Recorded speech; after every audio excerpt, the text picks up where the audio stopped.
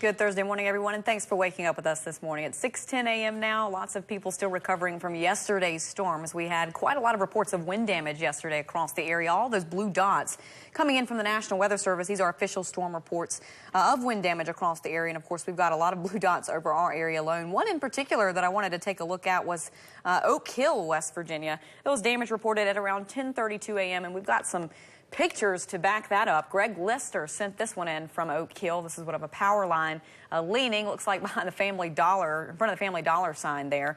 And that wasn't the only power line that was leaning or completely came down. This is another scene from Oak Hill, West Virginia. You can just see that power line across the road there. We've got one in the background leaning over. So lots of people still, not only in Fayette County, but in every county just about waking up without power. Thousands of people without power after those powerful storms ripped through the area yesterday. And we're still concerned about wind today. We do have a wind advisory in effect for several counties that were running at least through noon today. And I'm thinking that we're still going to be gusty. We could actually see these reissued into tomorrow, too, because we're looking pretty windy the next couple of days.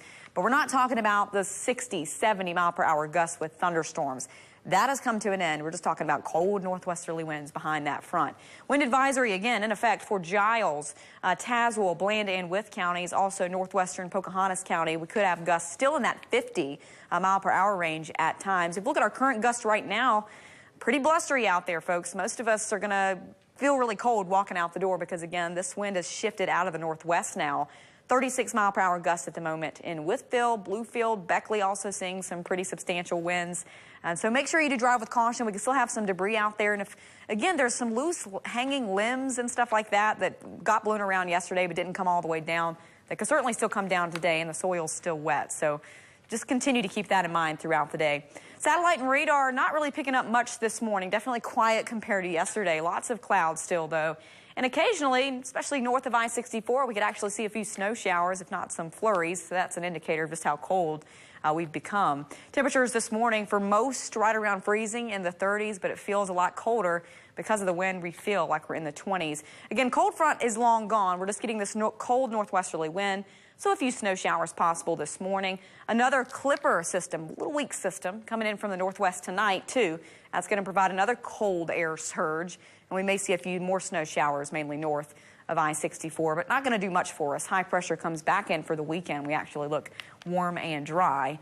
Looking at our snow amounts, again, nothing really substantial expected up in western Greenbrier, Pocahontas. Could have a couple of inches or so, but again, it's not going to last long because we are going to be warming into the weekend, so that's not a major concern, which is some good news. Again, for today, temperatures for most in the 40s. Windy, a few snow showers early this morning and then again this evening. Overnight tonight in the 20s. And looking at our extended forecast, we're even colder tomorrow. Tomorrow night, I want to mention this again. If you've got those plants that have bloomed already, make sure you cover those up because they may be a little sensitive to that. We do warm up, though, into the weekend. We look mild again next week. Just a few showers around by Tuesday into Wednesday. Bethany, over to you. All right. Thanks, Catherine. Well,